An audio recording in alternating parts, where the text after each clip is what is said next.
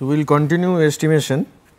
Last class what we have seen that we have seen the confidence interval for mu 1 minus mu 2, where mu 1 is the mean for population 1 and mu 2 is the mean for population 2, and we have used this formula that x 1 bar minus x 2 bar minus z alpha by 2, then your square root of sigma 1 square by n 1 plus sigma 2 square by n 2 less than equal to mu 1 minus mu 2 less than equal to x 1 bar minus x 2 bar plus z alpha by 2 square root of sigma 1 square by n 1 plus sigma 2 square by n 2.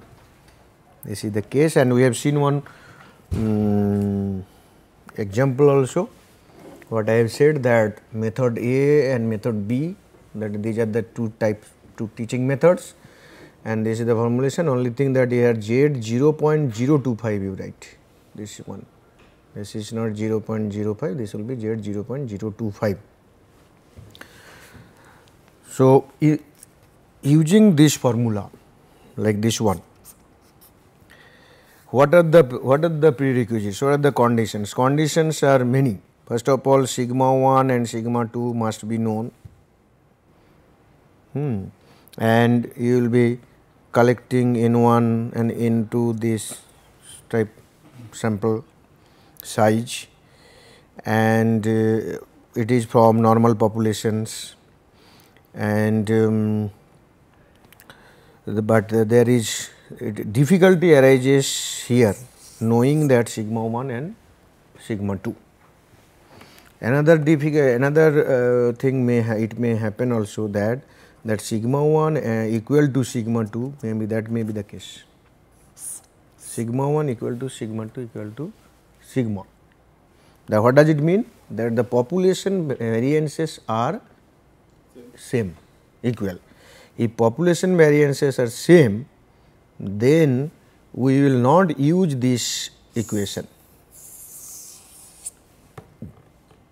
We will go for, because of this special condition, we will go for another type of estimation, where we will use, first we find out that what is the estimate of sigma. The reason is, as sigma 1 equal to sigma 2 equal to sigma, and you have n1 n2, two set samples are available and from the two different population. So, we will, instead of using that one, that means you can go for sample 1 and calculate sigma estimate also. You can, that is basically sigma 1 estimate equal to sigma estimate, because they are same, sigma 2 estimate equal to sigma estimate. But in that case what will happen, you will may find out that sigma 1 sigma 2 will be definitely different, because they are coming from two population. So, and they are sample only. That is why what happened, we say that we will calculate S pooled. You will basically, the two sample will be pooled together, and then you will be calculating the estimate of that sigma cap, which is basically S pooled. So, now what is this S pooled?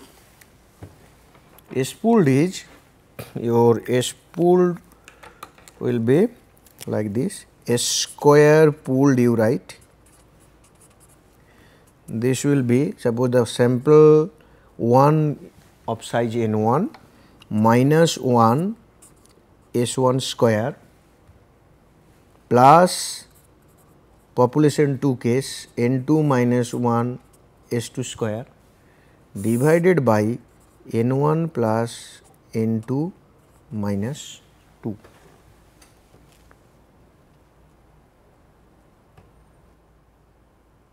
Getting me? What you are doing here? What is this? N1 minus 1 S1 square, that is the total variability in the sample from for population 1. Second one is the total variability in the sample from the population 2 point of view, and this n1 minus n2 minus 2 this is the degrees of freedom available. The reason is you have calculated x1 bar, 1 degree is lost, x2 bar is calculated and that degree is lost. So, this is the resultant. This is what we are saying, that S pooled or variance, combined variance. Now, and this one we are saying that this is the estimate of sigma square. If this is the case, and if we consider that things are coming from normal population and sample size is large, in that case what will be your interval? x1 bar minus x2 bar minus z alpha by 2, then the variance what you have written there in earlier case, what we have written? We have written like this, that sigma 1 square by n1 plus sigma 2 square by n2, then square root. Fine. Now, what is happening here? Your sigma 1 equal to sigma 2. So, I can write this one like this, sigma 1 sigma square by n1 plus sigma square by n2. This is nothing but sigma will come out and 1 by n1 plus 1 by n2. Now, you say that S pooled is the estimate of sigma. So, that means I can write SP. So, if I write SP equal to S pooled, then SP square root of 1 by n1 plus 1 by n2. Okay. So, you will be writing SP, that this portion is now I am writing again sigma square root of 1 by n1 plus 1 by n2 equal to SP 1 by n1 plus 1 by n2. Why SP? Now, SP is the estimate of sigma. Then your result, now your earlier derivation was like this, x1 bar minus x2 bar minus z alpha by 2 sigma 1 square by n1 plus sigma 2 n square less than equal to this less than this. Now, this quantity will be replaced now. It will be replaced by SP into this. So, I will write here now SP 1 by n1 plus 1 by n2 square root, this less than equal to mu 1 minus mu 2 less than equal to x1 bar minus x2 bar, correct. Then minus, you write not minus, plus, I think you can write the rest of the portion, that means plus this one, this will come here plus this.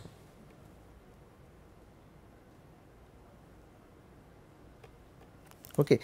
And most of the cases you will be, because sigma 1, knowing sigma 1 and sigma 2 is not possible, population variance, and then what will happen, you will be using this S1 and S2. But if S1 and S2 and the formulation like this, S1 square by N1 plus S2 square by N2, that variability formula if you use, then if your sample size is large only, that is better. But if sample size is small, there is doubt in this formulation. So, our one of the assumption will be that sigma 1 square equal to sigma 2 square equal to sigma square, that means population variance standard deviations are equal, that assumptions we will do. And because of this assumption, you will be using S pooled.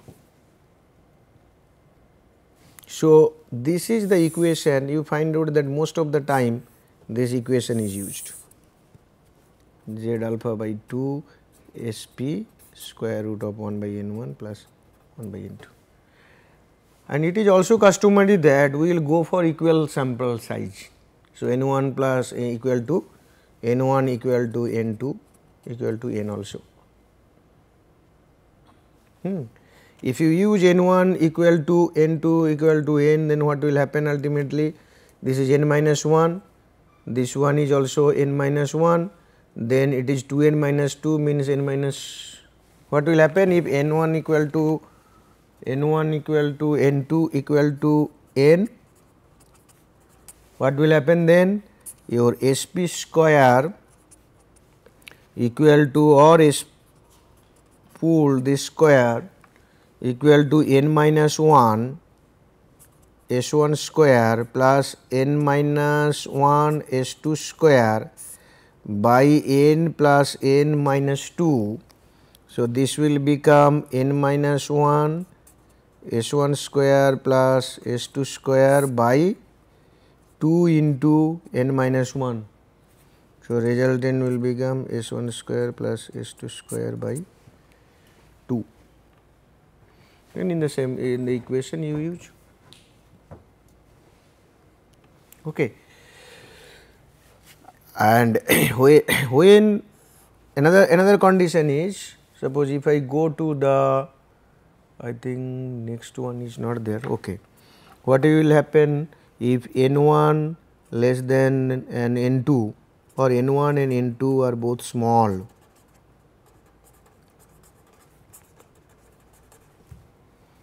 Okay. So, you will be using T distribution. What will be the degree of freedom for this T distribution when you use S pooled? Minus 2. Getting? That is the big issue. So, ultimately you are calculating this and you have computed, you have this much degree of freedom available.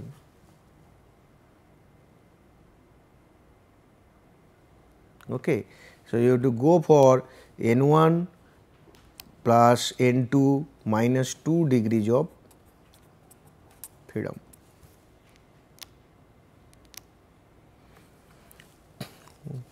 Okay.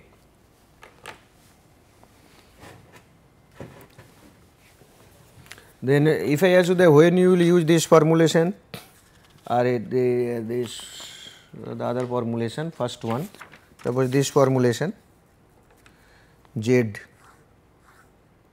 this formulation from the normal population it is coming, sigma 1 sigma 2 is known irrespective of this sample size, sigma 1 sigma 2 is not known, sample size is large, you are using this distribution.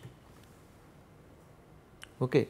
If sample size is small, sigma 1 sigma 2 is not known, then you have to first find out that the assumption is sigma 1 equal to sigma 2, that has to be found out. That assumption to be checked. If that assumption is true, then you have to calculate SP square, and then you formulate like this formulation and go for T distribution. Getting me? Now, if then how do you know that sigma 1 square, sigma 1 equal to sigma 2 or sigma 2 1 square equal to sigma 2 square? They have equality of variance. How do you know that equality? That is to be tested, because if you want to use this formulation, you require to test also that the two population variances are equal. If two populations variances are not equal, then you cannot go for this. Fine. Suppose population variances are not equal, sample size are different, you cannot, and also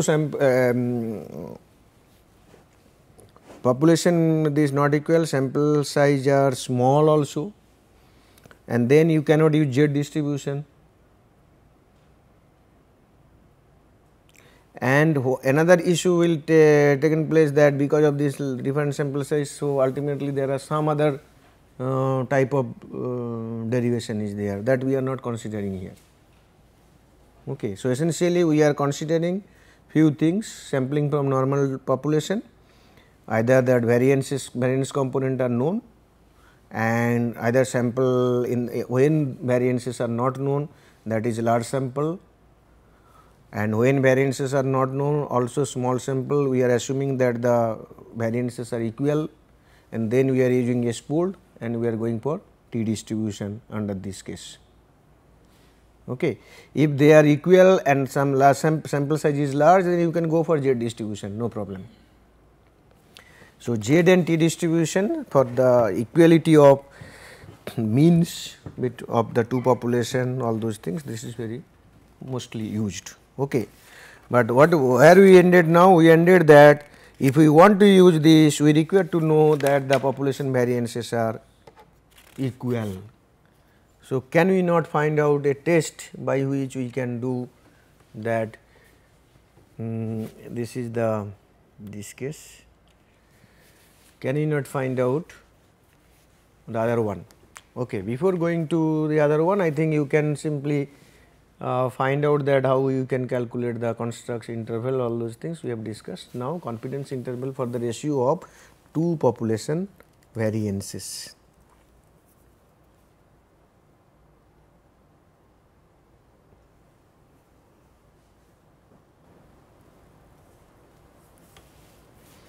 So, how do you test that two population variances are equal? Do you know any statistic, any test?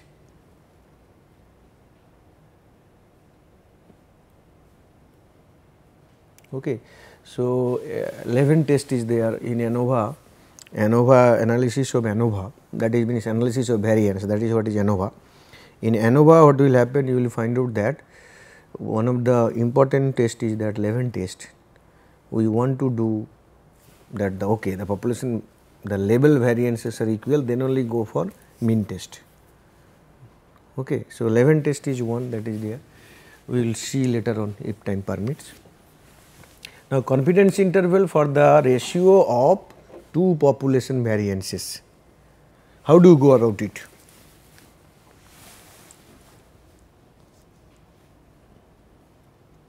What is this usual that our total our structure, what is the usual steps we follow?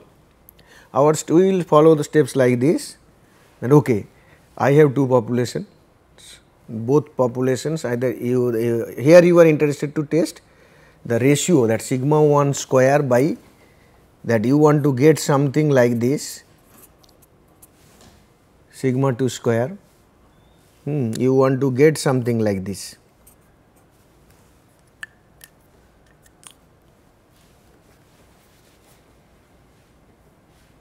Something like this, what will be the L and U,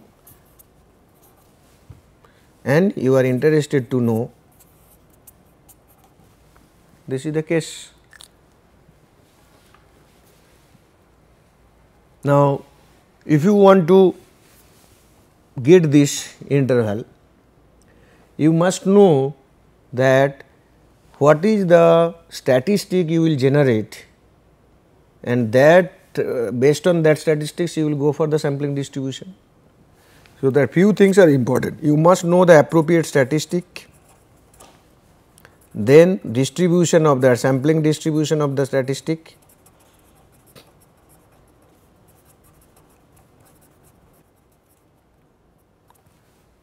and then what you will basically choose alpha value, appropriate alpha, that what you want. Then you construct the interval. These are the steps, and everywhere you are doing like this only. If it is mean, your statistics is mean minus expected value of mean by variance, it will be Z or T. Then if it is variance, you are using n minus 1 S square by sigma square, that is the statistics chi-square distribution. Now, if it is mean difference, again you are finding out the x1 bar minus x2 bar minus expected value by its standard deviation, that also follows Z or T distribution depending on the conditions. Now, we are talking about ratio of 2, and I think you all know, because we have discussed this, that n minus 1 S square by sigma square follows chi-square distribution with n minus 1 degrees of freedom. Yes or no? Now, let us see that it is our population 1, that sigma 1 is the variance sigma 1 square is the variance. You have collected sample n 1 and you have computed also S 1 square. Then your statistics here is n 1 minus 1 S 1 square by sigma 1 square will follow chi-square distribution with n 1 minus 1 degree of freedom. Yes or no? You go for population 2,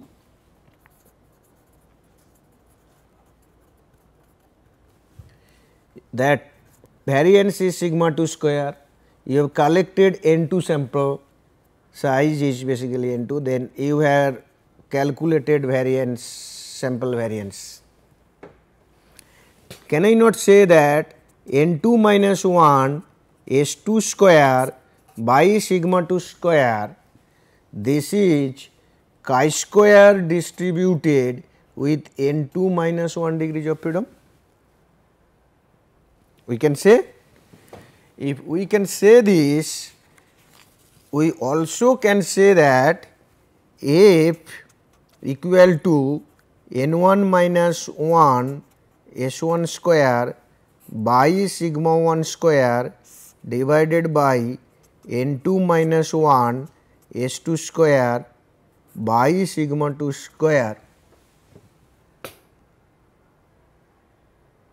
Okay. We can create like this, but what we said earlier that if this quantity is divided, what we said earlier for f distribution we say f is the ratio of two chi-square variable, chi-square suppose nu 1 degrees of freedom divided by nu 1 followed by the denominator case chi-square nu 2 degrees of freedom divided by nu 2. Okay. So, if this is the case, then we will create like this. What is our chi-square variable here? Chi-square, instead of write this, I am writing now chi-square, you please write, see that nu 1 is n 1 minus 1 divided by n 1 minus 1, then chi-square n 2 minus 1 divided by n 2 minus 1. Can you find out what will be this from this?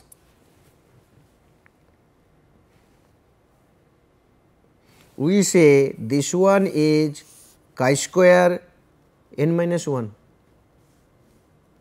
So, this divided by n 1 minus 1 means this is S 1 square by sigma 1 square. Now, the denominator will be S 2 square by sigma 2 square. So, this definitely follow chi-square f distribution, and that is the f. What will be the numerator degrees of freedom? Balu, from here, what you have divided here? N 1 minus 1. So, n 1 minus 1. Now, what is the degree of this one? N 2 minus 1. So, you have to tell like this, that n 2 minus 1. So, this is the distribution.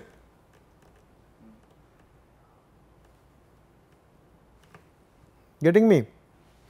So, you know the distribution. You very well know S 1 square by sigma 1 square divided by S 2 square by sigma 2 square follow f distribution with n 1 minus 1 and n 2 minus 1, that numerator and denominator degrees of freedom. Can you now develop? You cannot develop. You know that. So, what is our statistic? Your statistics is S 1 square by sigma 1 square, S 2 square by sigma 2 square, that is the divided by this. This follows f distribution. So, your f distribution is like this. F, you are saying that this one follows f distribution. What do we want to create? we want to create the interval. You create like this, earlier also you have seen this, this is my u and let this is my L. Okay. So, this one is, if I consider alpha, then this side probability this will be alpha by 2, this side probability will be alpha by 2, but the right hand side probability, if I consider the entirety here, this total probability here, this is 1 minus alpha by 2. So, 1 minus alpha by 2 will be this probability. Then corresponding f values you will be getting. What will be the f value here? F is our n1 minus 1, n2 minus 1, that is the degrees of freedom, numerator and denominator degrees of freedom, but this is corresponding 1 minus alpha, that probability value. That probability value, for that probability value, what is the value of f? Then that means L equal to this. What is your u? F n1 minus 1, n2 minus 1, this is alpha by 2.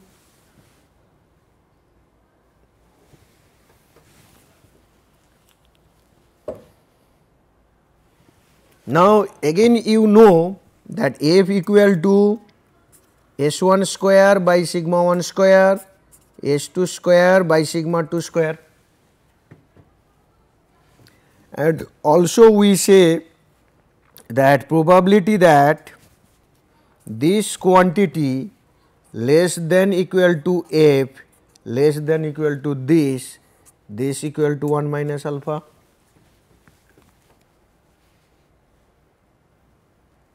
It's okay. Now, instead of S, what you require to put, you write down this one, S1 square by sigma 1 square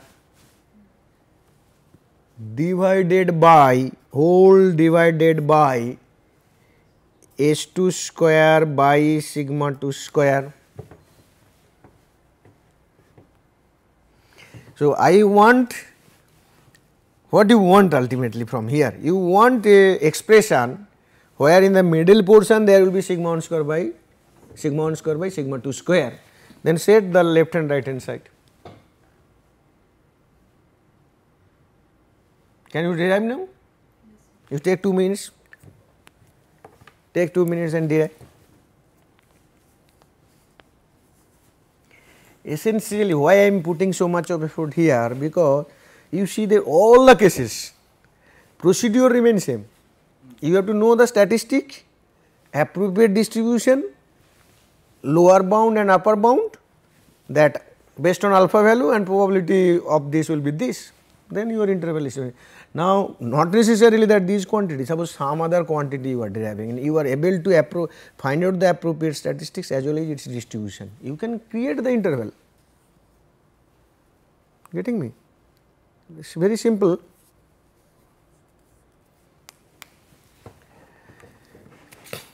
So,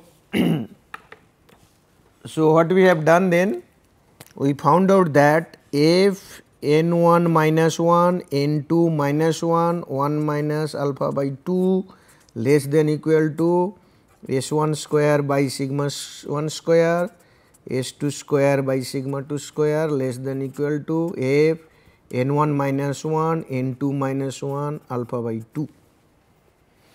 You want sigma 1 by sigma 2 that whole square. So, you have to, what you require to do now? You require first take the inverse, in the sense ratio that is reciprocal. If you do the reciprocal part, what will happen, that this will be greater than. So, if I write like this, ultimately what will happen, the resultant part, if you write like this, can you not write like this?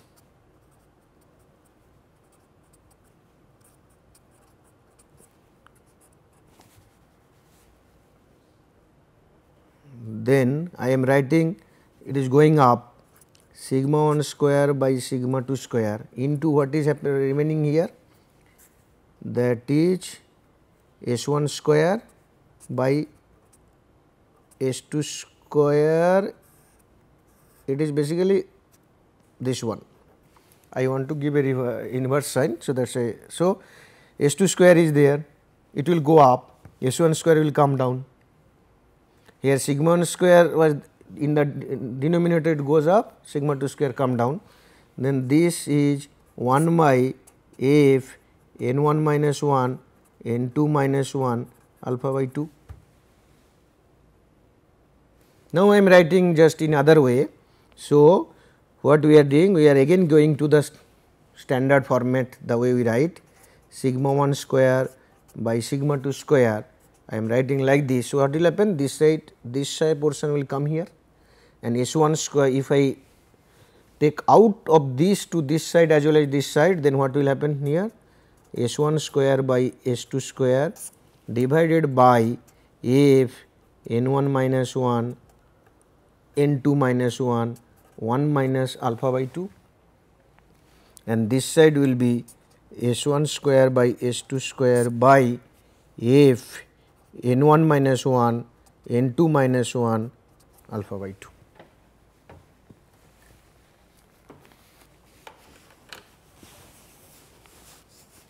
That is what is. Now, see sigma 1 and sigma 2, which one is greater? So, there are again the change, combination changes are there. I mean, if you go to statistical, any basic statistics book, you may find out some other type of derivation, representation, not derivation, same way you derive. So, depending on that possibility is there, because we will not go into that depth, because it is not required for all of us. We have to proceed to, these are all prerequisites for multivariate statistical modeling. So, we have to finish as early as possible.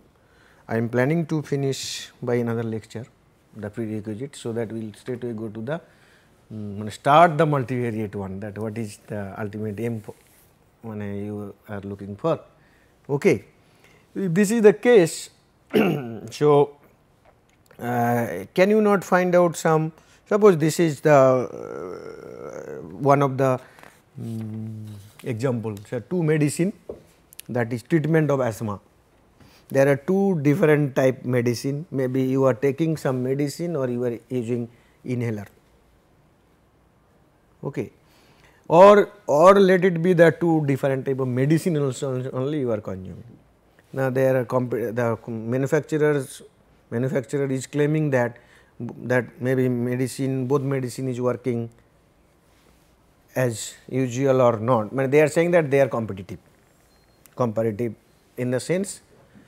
Then when we talk about comparative, then one of the issue is mean value. You have to find out a response variable.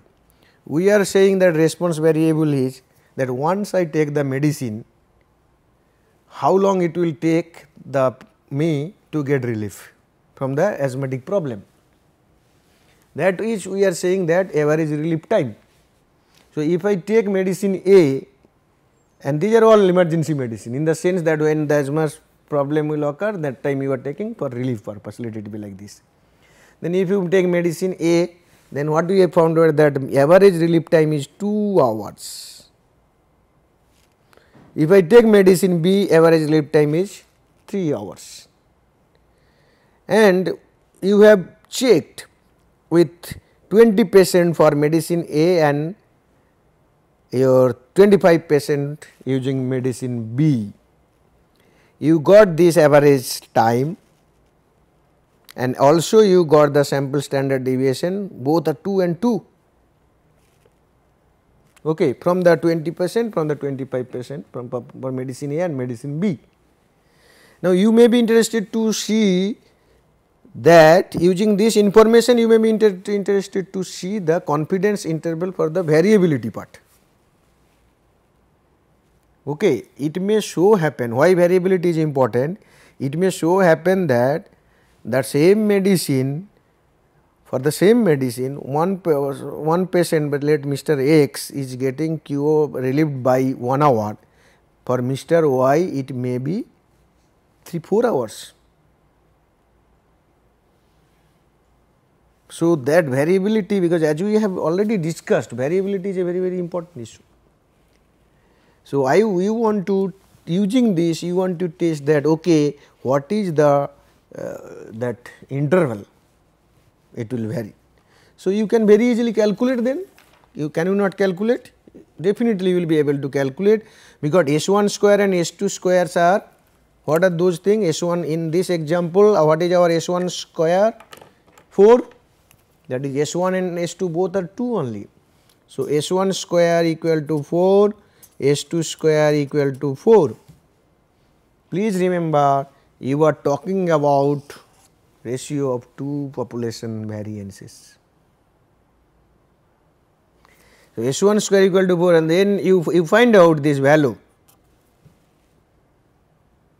Now, what is N1? N1 is 20, N2 is 25. So, then what we will do? So, I calculate S1 square by S2 square, that is 1 basically, 4 by 4, 4 divided by 4, that is 1. Now, you have to find out values if N1 is 20, 20 minus 1 is 19 and N2 is 25, that is 20, N2 minus 1 is 24. Now, you have to choose the alpha value. Okay. If you choose alpha equal to, suppose alpha equal to 0.01, alpha may be 0.01, then alpha by 2 will be 0.005.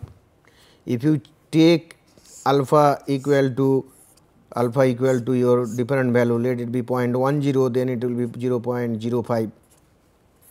You may take 0.05, then it will be 0.025, whatever alpha value you will take, you put here, and that alpha you have to find out this value. Similarly, you require to find out another one, that is 1 minus that alpha. So, I will go back to the table. This is T distribution, then this, you just see this table. What we have said? We have said that is 19 and 24. So, numerator degrees of freedom is this side. So, column wise it is numerator degrees of freedom, and row wise it is basically denominator degrees of freedom. Our numerator degrees of freedom is 19, denominator degrees of freedom is 24. You find out 19 versus 24. I think 24 column is here, but 19 is not there in this particular figure. It is basically 50, after 15 then 20 is given. So, that manipulation you have to find out, for 15 what is the value, for 20 what is the value, what is the difference value, and then that difference linearly you extrapolate, getting me. So, you will be getting a value between the 24 and 19 somewhere. What is the 20 values? Let it be 20 value, will take C, what is the value? What is this one? 2.35. So, if you increase the degrees of freedom, your value is reducing, you see 2.35, just 1 minute please. Okay, this one 2.327. So, that means if it is 19, then it will be little more. So, we can say that 2.33, straight away we can say that is 2.33. So, which one is this? Is 2, this one is 2.33, but what is the probability value here? Alpha by 2 is, tell me what is the probability value here? See this one, 0.025. This table is for alpha equal to 0.025. So, your this one is 0.025. 1 minus 0.025 also you have to calculate. It is not given here.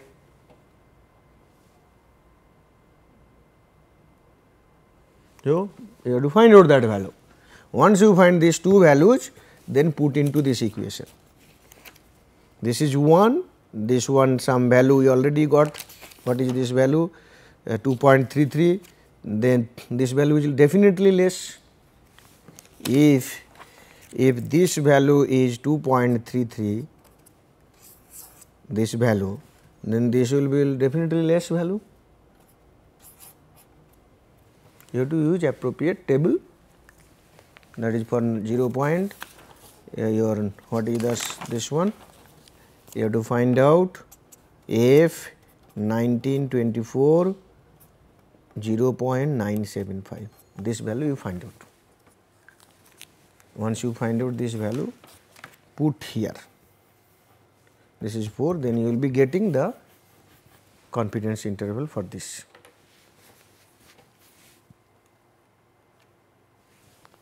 Okay.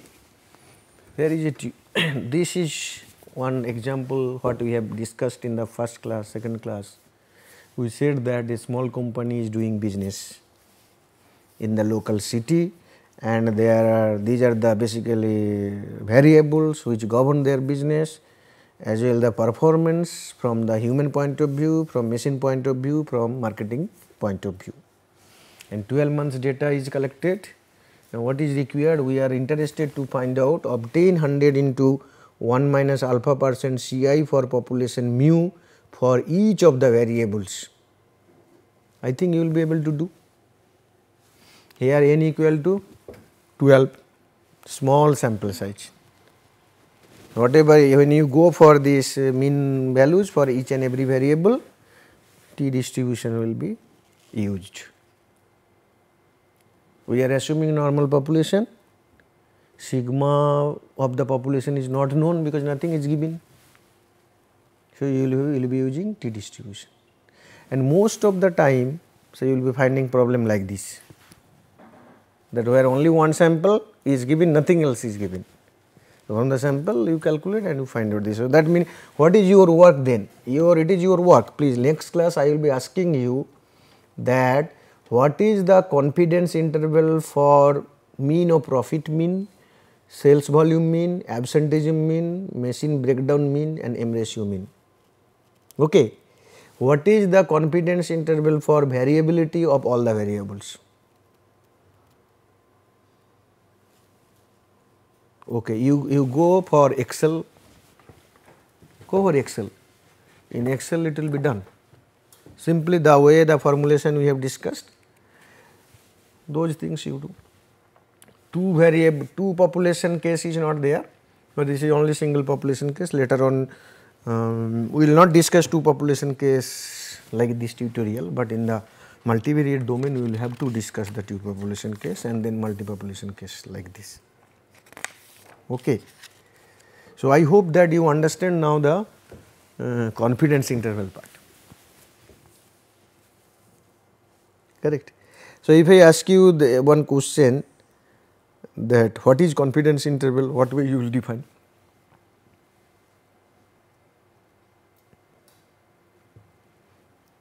If I say what is the confidence interval, it is a confidence interval for the population parameter or it is population statistic. The interval you are finding out, that is population parameter you are finding out or population statistic you are finding out. Confidence interval for what? Population parameter or sample statistic? Population parameter. Sample, using sample statistic, the distribution of sample statistic distribution you are finding out, it is for population parameter. Actually, if the confidence is 95% confidence interval means you are saying that the interval you got for the statistic value, there is you are 95% confident enough, probability that it will contain the mu, that range contain the mu. What is the value of mu you do not know, but the range, the interval contain mu. Getting me?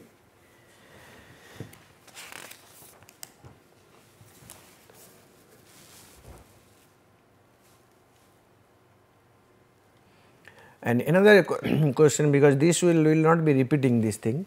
Suppose when you will go for T distribution, when you will go for Z distribution. Clear? Getting me? Now, suppose it is sampled from non-normal distribution, T distribution is possible to use?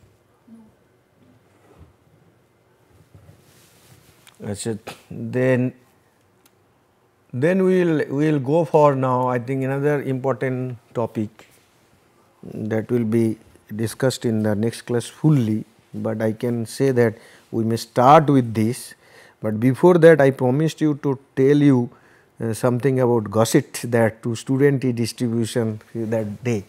Actually, it is why student I found out that Gaussiet he basically developed this.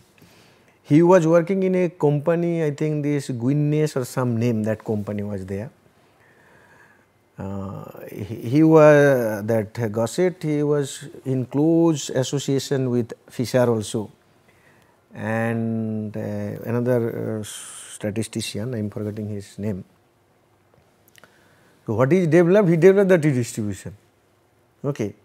Fisher basically modify it to the present form, but that time that company did not allow, that their policy was that they do not allow their employees to publish anything what is developed based on their own data. What will happen then? Then others will know that basically that is the process, their process variability or related that things will be known to others.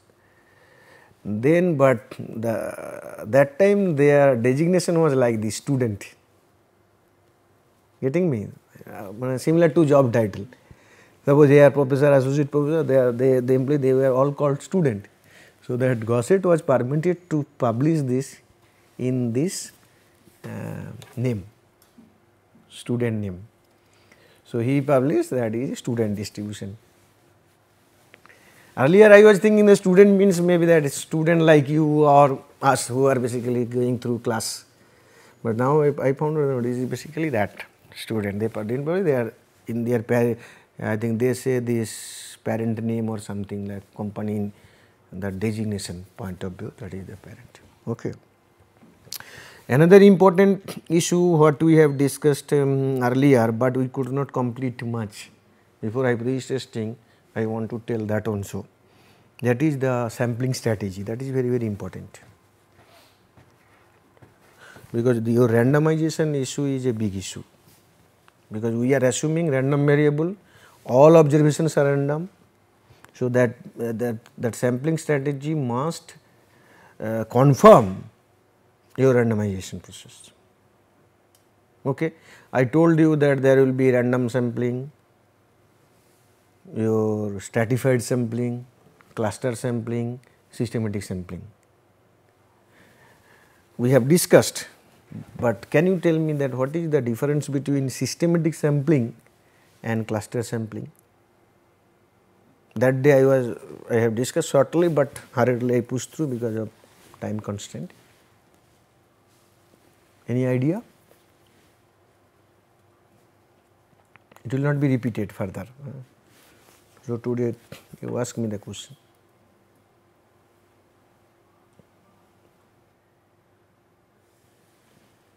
Suppose random sampling vis-a-vis cluster sampling, random sampling, stratified sampling. Getting me? When do you go for stratified sampling? When do you go for cluster sampling? When do you go for your systematic sampling? I am again repeating this, because statistical modeling, it is a data driven. Data, whatever way you are collecting data, based on the properties of the data you have to choose the models. If you cannot, if your data is not random, all the statistical model can you use? Random sampling, all of you know basically. Suppose I have a population, set of population, different people let it be. You are using some random, maybe generating some random number, then you are find based on this random number you are picking people randomly, you are going to people asking something, whatever that is there, or going for different objects randomly.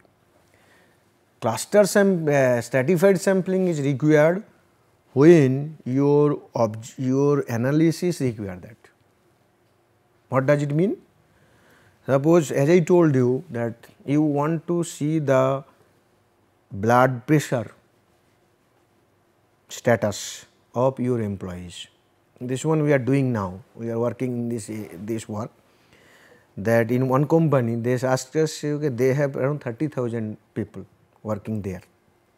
They want to develop health index for their employees. One of the risk factors from health point of view is blood pressure. Blood pressure is major, or your cholesterol, other things. Suppose blood pressure, let it be blood pressure. Now see, if they take all 30,000 employees together and they find out a health index, will it work for them? What they will do with this?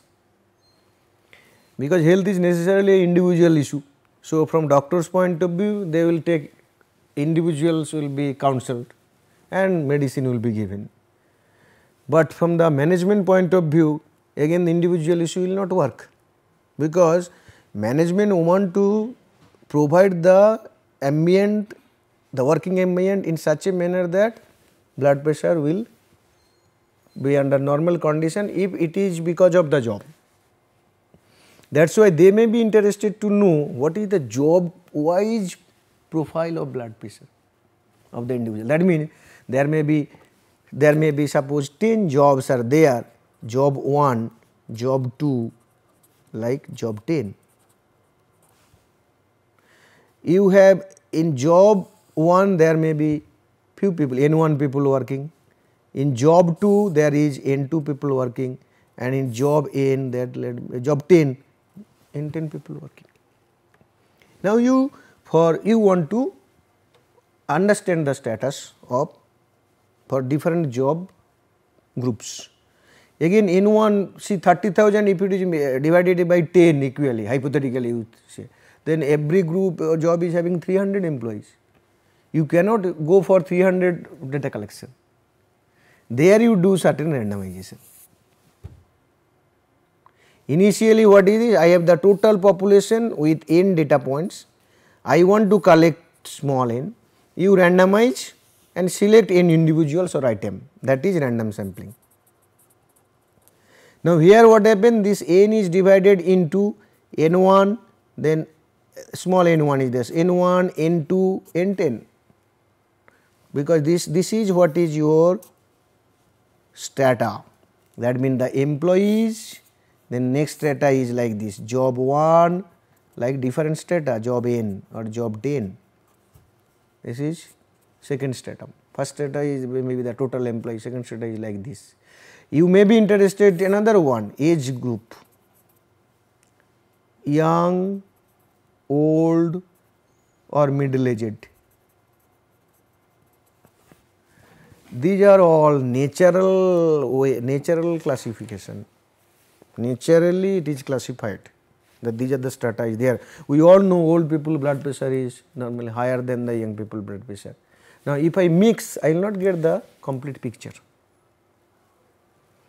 This is very important from data collection point of view. You will totally, if you do a random sampling here with such a huge difference in age profile, such a huge difference in job profile, whatever value you will get, that will not serve the purpose. Okay? That is what is your stratified sampling. Now what is your then cluster sampling? Suppose instead of job I am writing departments.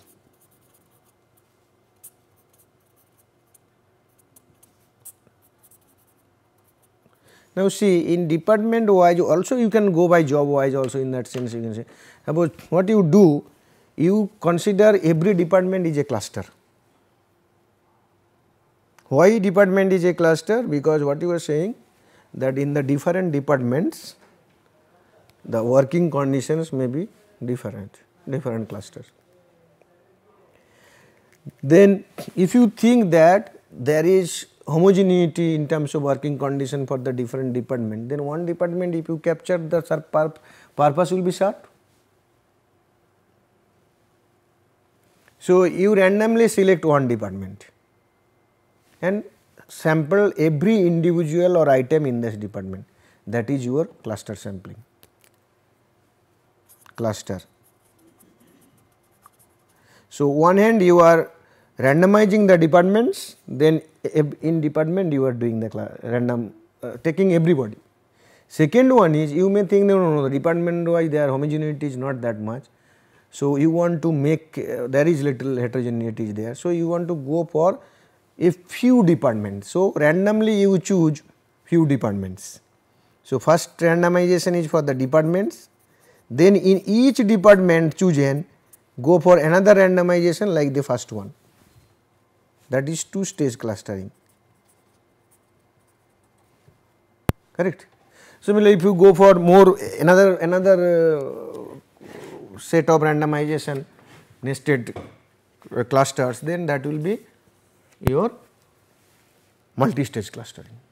What is systematic sampling? Systematic sampling, it is in production shop, manufacturing shop, it is very much used also. First of all, there are, suppose there is a population size is n, you want n samples to be collected, and then what you do, you want to cover the entire things in a systematic manner, you find out this, what is, how many times you have to go for this one, okay. This n by n is basically k. So, what you do instead, that means if there will be k cluster, something like cluster, that groups we are making k groups of individual that items produced you are making like this. Then for this first k you find out one time, that maybe the lth item you are measuring.